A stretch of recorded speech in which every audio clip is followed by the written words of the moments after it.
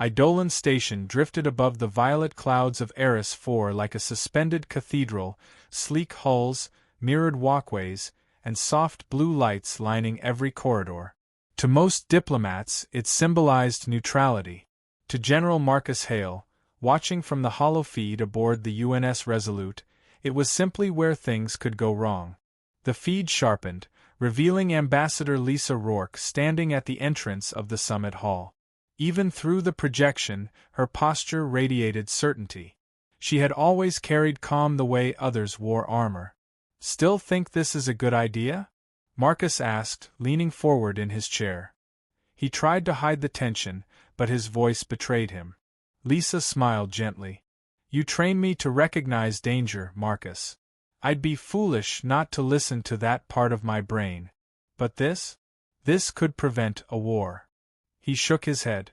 "The Krexorians respect force, not peace. They don't meet to negotiate, they meet to measure their next victim." "That's why I'm going," she replied.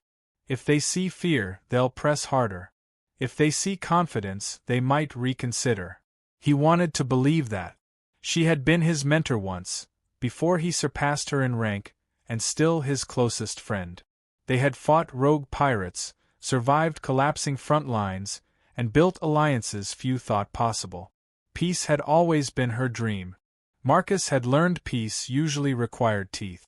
"Just keep your guards close," he said. "I always do."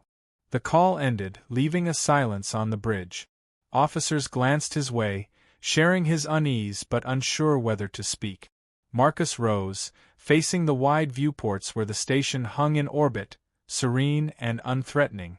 He didn't like serenity. It usually meant someone else had already chosen violence. She shouldn't be there alone, he thought.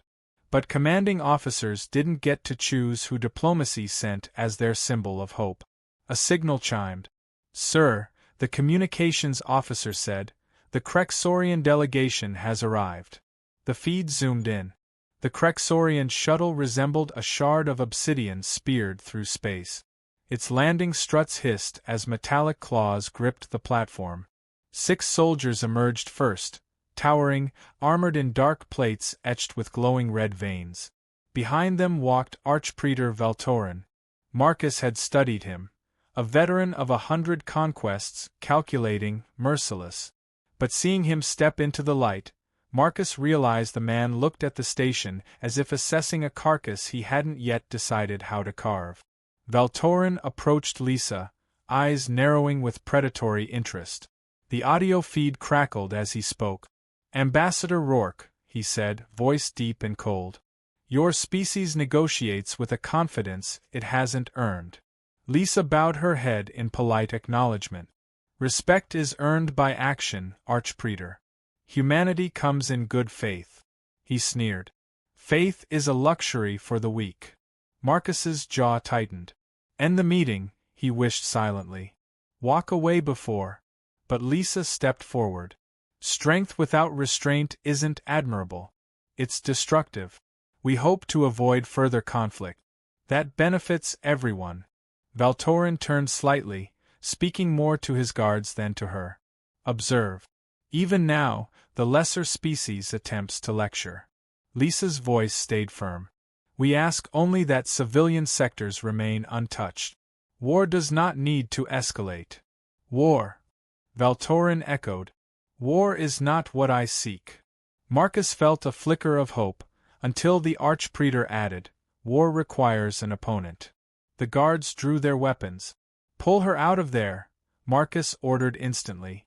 The bridge crew scrambled, initiating emergency override requests, but Eidolon Station's security protocols rejected every attempt. Human ships had no authority to breach neutral ground.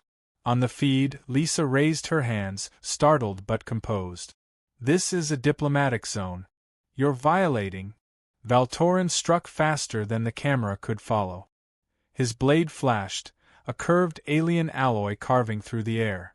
Marcus didn't realize he had shouted until his officers stared at him. The feed rocked as chaos erupted, guards firing, alarms blaring, figures collapsing. Lisa's body hit the polished floor, red staining the tiles beneath her. The Krexorian soldiers dragged her forward so the camera could see her face. Valtorin addressed the station's remaining diplomats, his tone calm. Let this mark the cost of human arrogance. Your alliance with Earth ends today. Marcus's vision tunneled. He wasn't merely witnessing a murder, this was a declaration. A challenge. A message designed to humiliate. The Krexorians severed the holofeed. The bridge went deathly still. The officers waited, paralyzed between fear and shock. Marcus stood like a statue carved from fury, every muscle locked. Finally, he spoke, quiet enough that the bridge had to lean in, but clear enough to freeze blood. Open a channel, he said. To whom, sir? The calm officer whispered. To everyone. The galaxy-wide broadcast system engaged, linking every long-range relay humanity possessed. Marcus stepped into the center of the bridge, shoulders squared, face hard as steel. His voice cut through the silence of thousands of worlds. This is General Marcus Hale of the United Nations Defense Fleet. He didn't raise his tone. He didn't need to. The weight carried itself. You killed my friend first. Ambassador Lisa Rourke came unarmed. She came for peace. You answered with murder. Officers watched as his words spread across star maps, flowing through deep space channels, reaching colonies, allies, neutral observers, and, most of all, the Krexorian Empire. You think your empire's age makes you untouchable. You think humans will kneel. You think her death will frighten us into obedience. He leaned closer, expression unshaken. You are wrong. A beat of silence. A moment that stretched like a drawn blade. We are coming for you, not out of rage, not out of fear, but because justice has been demanded, and humanity answers its debts. You wanted a lesson. You will have one. He lowered his voice to a near whisper that somehow resonated louder than any shout. You killed my friend first. Now you learn what humans do when someone harms one of our own. The transmission ended. The bridge remained silent, but the silence had changed. It wasn't shock anymore. It was resolve. Marcus turned to his officers. Prepare the ship. Full combat readiness. Activate the prototype systems. Aye, sir. As alarms shifted to mobilization tones, Marcus looked back at the darkened screen where Lisa had stood minutes before. You should have walked away, he murmured to the absent praetor. But arrogance always blinds tyrants. Outside, the UNS Resolute pivoted toward the stars, engines igniting with a low, rising roar. Humanity had entered the war it never wanted. But the Empire had made one fatal mistake. They killed the wrong friend. News of Ambassador Rourke's execution spread faster than any fleet could travel. Within hours, Earth cities filled with silent crowds holding candles under gray skies. Broadcast screens replayed the grainy footage, Lisa's steady posture, the flash of a blade, the fall. People didn't speak much. Grief rarely needed explanation. On the UNS Resolute, Marcus Hale watched the broadcasts alone in his quarters. The glow of the screens washed over the medals on his shelf, tokens from decades of battles, none of them as heavy as this moment. Lisa had always insisted he didn't carry the universe alone. Now the universe felt like it had collapsed inward. A chime sounded. The door slid open, revealing Admiral Saren, chair of the Defense Council, her expression taut. You've been summoned. Full council session. They want you present. Marcus followed her to the war room holodeck. The council appeared in shimmering projections. Generals, scientists, diplomats, heads of state. Their voices overlapped, fierce and urgent. They violated sovereignty. The Empire must be held accountable. Retaliation risks escalation. Marcus listened, jaw set, until one voice cut through. General Hale, President Alvarado said, leaning forward. You witnessed everything. What is your recommendation? Marcus stepped into the holocircle. He didn't raise his chin or adjust his uniform. He simply answered. They won't stop unless we make them. A few counselors flinched. Others nodded grimly. The president asked, Are you proposing war? They already declared it, Marcus replied. Our choice is whether we survive it. The room fell still. Saren folded her arms. If we authorize full mobilization, you'll command the frontier fleet. You'll be responsible for every life placed under your orders. I always am. The council voted. One by one, green confirmation sigils appeared beside each representative. When the last one materialized, the decision became law. Humanity would fight. When Marcus returned to the bridge, his officers straightened instinctively. Lieutenant Shuren approached with a tablet. Sir, Earth has issued a unity protocol. Civilian shipyards are switching to wartime production. Colonies are activating militia networks. Marcus scanned the data. How long until the Resolute's retrofit is complete? Engineers estimate 36 hours, she answered.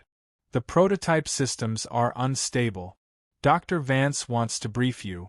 Marcus headed to engineering, the constant thrum of reactors echoing off metal corridors.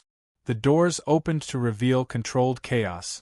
Technicians welding conduit, sparks flying, cables snaking like veins through exposed bulkhead. Dr. Elias Vance, chief physicist, stood on a platform overlooking the assembly. His white coat was smudged with carbon residue. You're early, Vance said, lifting his goggles. Usually admirals wait until their miracle device is actually functional before inspecting it. Marcus stepped beside him. How bad is it? Depends on your appetite for catastrophic implosion, Vance said. The gravity well emitter isn't meant for ship-mounted operation. The coils overheat under prolonged stress. How long can they sustain a pulse? Long enough to impress the galaxy, Vance replied, but maybe not long enough to survive it. Marcus studied the glowing rings suspended within the emitter housing. They pulsed irregularly, as if straining against their own physics. We need it operational. Vance sighed. I figured you'd say that. Can the coils be reinforced? With enough coolant and some reckless confidence, Vance said, yes. I'll make it happen. Marcus nodded once. Good. Because the Empire won't wait for perfect. A sudden alarm blared through engineering. A bridge officer's voice crackled over intercom. General Hale to command. Frontier Colony Roanoke reports incoming Crexorian assault ships. Marcus sprinted back to the bridge. Tactical maps flickered to life, displaying crimson signatures converging on Roanoke's orbit. They're testing us, Shuren said quietly. Then let's show them the result, Marcus replied. Patch me to Roanoke Defense Command. The channel opened. A frantic voice answered, General Hale? We've got 3 destroyers inbound, don't have the firepower to hold. You won't hold alone, Marcus said. Get your civilians to shelters. Fighters scramble and pull them off your orbital lanes. Reinforcements are inbound.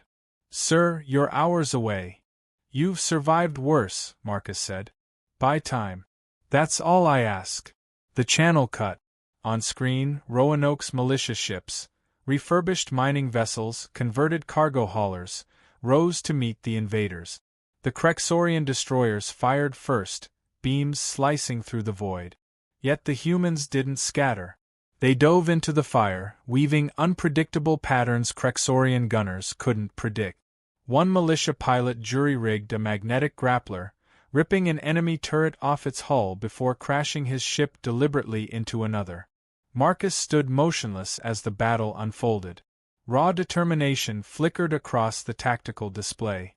Sir, Shuren said softly, they're holding. For now, Marcus replied, but there was admiration in his tone. Another alarm chimed. General, the comm officer said. Encrypted intelligence packet from DeepNet Intelligence. Marcus opened it. The hologram projected a massive structure orbiting deep within Crexorian territory, coiled beams, reactor clusters the size of cities, and a central sphere pulsing like a dark star. World Eater class, Shuren whispered, horrified. The data labeled a target. New Carthage, population, 14.2 million. Vance entered the bridge, breathless. If that device fires, he said, the planet won't survive an hour. Marcus studied the model. An instrument built to annihilate civilizations, not win battles. They think fear will make us retreat, Marcus said. They think threatening civilians ends the fight. What do we do? Sharon asked. Marcus turned toward the viewport where distant stars burned cold and uncaring. We stop that weapon, he said. We take the battle to them before they reach New Carthage. Vance hesitated. The emitter retrofit isn't complete. It doesn't need to be perfect, Marcus said.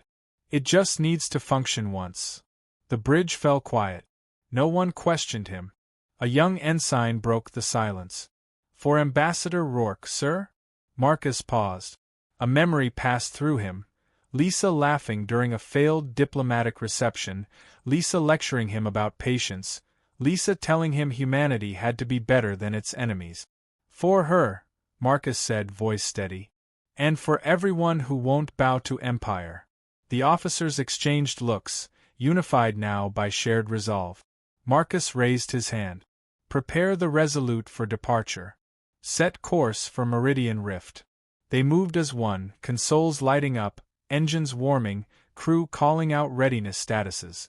As the ship vibrated with rising power, Marcus stood centered on the command deck. Beyond the glass, the stars stretched in endless patterns, silent witnesses to a storm about to break. Humanity had been struck. Humanity had answered. And now, humanity would advance. The UNS Resolute dropped out of FTL at the edge of the Meridian Rift, an expanse of fractured space where gravity behaved like a wounded animal. Swirls of distorted starlight twisted across the void, bending in slow spirals that hummed against the ship's hull. Every species avoided this region if they valued their vessels. Marcus Hale had no such luxury. Stabilizers holding, Lieutenant Sharon reported. Spatial drift within acceptable parameters. Acceptable for who? Dr. Vance muttered, gripping a railing as the deck trembled. This place is a physics nightmare. Marcus stood near the helm, watching the rift through the viewport. Exactly why we're using it. Their World Eater and escort fleet have predictable lanes. The rift isn't one of them. The Empire won't risk navigating here, Sharon said. They won't have a choice, Marcus answered. Not once we pull them in. The bridge crew exchanged uneasy looks. Everyone understood the plan. Use the experimental gravity emitter to distort the rift's gravitational eddies and force the Krexorian fleet into a bottleneck. If the emitter held, they could cripple the World Eater. If it failed, the Resolute would tear itself apart. A proximity alarm chirped. Multiple signatures emerging from jump space, the tactical officer called out. Krexorian destroyers. 5, no, 7. And the viewport darkened automatically as a colossal shadow slid into focus. A sphere of black alloy surrounded by rotating pylons bristling with energy collectors. The World Eater. No image did it justice. Up close, it resembled a mechanical moon built solely for planetary extinction. Battle stations, Marcus ordered. Red lighting swept through the ship. Officers locked into their consoles. Gun batteries extended from armored housings along the hull. The Krexorian fleet advanced with military precision. The comm system crackled as Valtorin's voice broke through the interference. General Hale, he said, tone cold and amused. You flee into dead space and expect to escape judgment? Marcus nodded to the comm officer. Open channel. We didn't come here to run, Marcus said. We came here to end your weapon. Valtorin's image appeared, a towering figure in ceremonial armor, eyes burning with certainty. Humans cling to hope even as it strangles them. Marcus didn't blink. Hope didn't bring me here. Strategy did. Valtorin leaned forward. Your diplomat begged for mercy. You will beg louder. Marcus cut the channel. Targeting solutions? Outnumbered and outgunned, Tactical replied, but we can maneuver deeper into the rift. Their sensors won't track as well. Good, Marcus said. Let's see how the Empire handles unpredictability. The Resolute dove toward the swirling gravity field. The air hummed as forces bent around the ship. Krexorian destroyers followed, firing volleys that curved unpredictably before dissipating in warped angles. "Initiate emitter sequence," Marcus ordered. Vance hesitated, then keyed commands. "Activating coils, stabilizing feed, pray it doesn't implode." The deck shuddered. A deep vibration coursed through the ship, as though something massive were waking beneath the hull. Energy rippled outward, invisible to the eye but potent enough to distort the rift's flows. Spatial eddies surged into chaotic spirals, creating gravity wells that formed and collapsed in seconds. The Krexorian fleet faltered. Several destroyers veered off course as tidal forces yanked them sideways. "They're struggling to compensate," Sharen said. "Their navigation algorithms can't adapt fast enough." "That's our advantage," Marcus said. "Push the field wider." Vance grimaced. "If I widen the field too much, the emitter overloads." "We don't need time," Marcus said. "We need disruption." Vance exhaled sharply but expanded the field. The coils glowed crimson, their housings trembling under stress. More enemy ships stumbled, colliding with rift current. 2 destroyers smashed into each other. Shields flickered, hulls cracked, debris scattered into the gravity turbulence. The World Eater struggled to maintain stability. Its pylons flickered, failing to correct for the distorted space. Marcus leaned forward. "Bring us above it. I want a clear shot."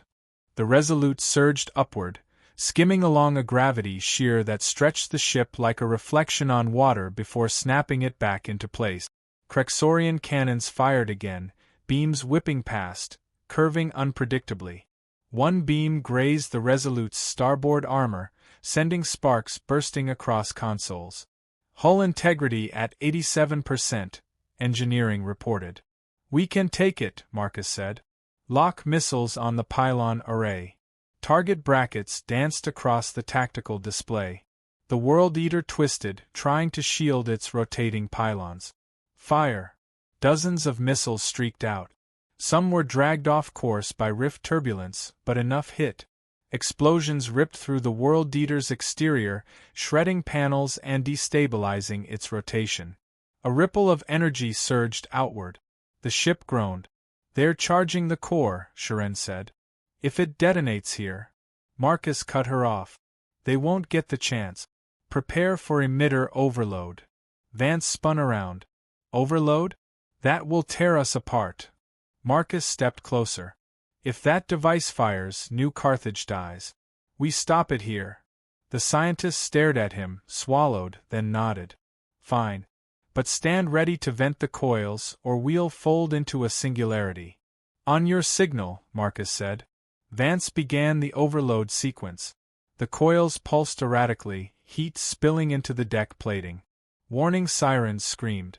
The gravity field ballooned violently, dragging the Krexorian fleet into chaotic spirals. Ships tumbled, engines failing to correct. The World Eater drifted too close to a rift eddy. Its pylons twisted under opposing forces. Systems sparked. Its core flickered unpredictably. Marcus opened a direct channel to it. "This ends now." For the first time, the Archpraetor's voice trembled, not with fear, but disbelief. "Human, what have you done?" "Adapted," Marcus replied.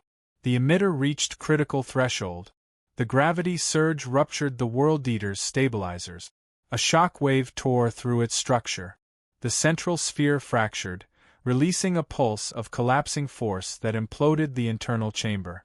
The World Eater died without detonating. But the Resolute was caught in the backlash. Lights extinguished. Bulkheads rattled. The ship spun dangerously close to a rift tear. "Stabilizers offline," Sharen shouted. "We're losing control." "Dump power to thrusters," Marcus commanded. Vance screamed over the alarms. "We must vent the coils now." "Do it." Vance triggered the release. Superheated coolant vented into space in a blazing arc. The emitter shut down, leaving the ship limping but intact. The Krexorian survivors regrouped, stunned. Their most powerful weapon had been dismantled, not by superior technology, but by human ingenuity. Marcus steadied himself against the command rail. "Helm. Pursuit course." Sharen blinked. We're chasing them? They came to destroy us, Marcus said. Now they run. We finish what they started. Far ahead, the surviving Krexorian ships fled toward their core world. The Resolute turned, battered but resolute. War had reached its turning point. Krexor Prime filled the UNS Resolute's viewport like a bruised titan, layered armor cities, fortresses carved into mountains, shipyards orbiting in strict formation. Even damaged, the planet projected raw menace. For centuries, it symbolized unchallenged dominion. Now, a single human dreadnought hung before it, scarred yet unbowed. Bridge lights glowed dimly. Repairs continued across the ship. Engineers patched scorched conduit. Medics tended wounded crew in makeshift triage bays. Despite exhaustion, tension sharpened focus. Everyone aboard understood the moment. Humanity had reached the Empire's heart. Planetary defense grid is active, Lieutenant Shuren reported. If they fire, we won't survive a second volley. They won't, Marcus said. She glanced at him. Because they fear retribution? No, he replied. Because fear exposes weakness, and they know the galaxy is watching. Space flickered as dozens of neutral monitoring drones arrived, observers from species that previously avoided every conflict. Now they remained, recording the confrontation. The galaxy had always viewed humans as ambitious newcomers. That view had changed. A transmission request appeared on the main display. Archpraetor Valtorin, communications confirmed. Put him through, Marcus said. The Archpraetor materialized, his armor battered, his expression rigid. Behind him, the Imperial Command Hall trembled with barely contained chaos. General Hale, Valtorin said, voice rougher than before. You dare trespass upon Krexor Prime. Marcus answered without rhetoric. Your fleet attacked our colony. Your weapon targeted millions. You thought no one would challenge you. Yet here we are. Valtorin's eyes narrowed. Your actions at the Meridian Rift destabilized sectors and destroyed a sacred weapon. That weapon was built to murder civilians, Marcus said. Call it sacred if you want. It died for the right reason. The Archpraetor inhaled sharply. Withdraw your vessel. Humanity is fragile. You cannot withstand the Empire's full force. Marcus stepped closer to the holoprojector. You don't understand us. We don't fight because we believe we're invincible. We fight because surrender means extinction. Valtorin's jaw flexed. For a moment, doubt softened the hard lines of his face. Your diplomat attempted restraint, he said. She came to request mercy for her people. She came to prevent what you forced, Marcus said. And you executed her. The Archpraetor did not respond. Silence held the bridge. Marcus spoke again, calm and final. We are not here to destroy your world. If we wanted that, you wouldn't be holding this conversation. We're here to end the cycle. You will agree to a ceasefire. You will halt expansion into human sectors. You will dismantle your planetary crisis weapons. You will never touch another human colony. You speak as though you dictate terms to an empire 10,000 years old. I speak as someone who stood in the blood of his closest friend and chose not to become what you are, Marcus said. If you force war, we continue. If you choose reason, we stop here. The hall behind Valtorin erupted in shouts, praetors urging retaliation, others demanding caution. For the first time, internal discord surfaced publicly. The destruction of the World Eater, the loss of ships, the unexpected resilience of humans, all had fractured the illusion of inevitability. Finally, the Archpraetor lifted a hand, quieting the uproar. What assurance do we have, Valtorin asked, that you will not strike again once we yield? Marcus gave a simple answer. Our word. Something shifted in Valtorin's expression, a begrudging realization that the human before him, unlike most conquerors the Empire had crushed, stood with conviction that couldn't be bought or threatened. Very well, he said. A ceasefire will be signed. Boundaries recognized. Expansions halted. But understand, if humanity violates this agreement, you'll find us ready, Marcus said. The communication ended. The bridge breathed out collectively. Some dropped into chairs. Others simply closed their eyes in relief. Marcus remained still. Shiren turned to him. "Sir, we did it." "No," Marcus said quietly. "We bought time. That's all peace ever is." Hours later, the Resolute drifted among monitoring drones while negotiations formalized. Messages poured in from across human space: gratitude, disbelief, promises of support. For the first time, humanity wasn't speaking to the galaxy from behind barriers of fear. It was speaking as an equal. Later, Marcus walked alone into Lisa Rourke's old diplomatic suite. She had used the room during joint missions years before, back when the Resolute served as a peacekeeping flagship. Dust motes drifted through soft light. A few of her belongings remained: a framed photograph from a treaty signing, a small carved token from a rescued colony leader, a notebook filled with her precise handwriting. He sat on the edge of the desk and let the silence settle. "You were right," he murmured. "Strength without restraint doesn't build anything. But restraint without strength dies quietly." He pulled a small case from his uniform. Inside lay a silver commendation medal, issued only to those who demonstrated extraordinary courage without firing a weapon. Marcus set it beside her photo. "You earned this," he said. "More than any soldier ever could." A soft knock sounded. Shiren stood at the doorway. "Sir, the ceasefire has been ratified. Fleet Command requests your return to Earth." Marcus nodded, rising to follow her. As the Resolute aligned for FTL, the viewing windows displayed Krexer Prime shrinking behind them, its warships holding formation but not pursuing. The galaxy had felt something shift, an empire forced to negotiate with a species it once considered inconsequential. When the stars stretched into shimmering lines, Marcus addressed the bridge. "This doesn't end with victory speeches," he said. "It ends when every human world is secure." Ambassador Rourke believed alliances could shape the future. "Let's honor that." Shiren smiled faintly.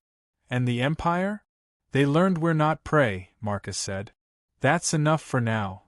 The ship surged into jump space, engines humming with renewed purpose. Across the galaxy, observers whispered a truth they had never imagined. Humans weren't dangerous because of technology or numbers.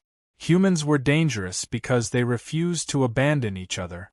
On that day, a message echoed among the stars, not broadcast, not carved into history books, but carried in the actions of a single ship that dared to stand before a giant. "You killed one of ours. We came for justice. And we did not break."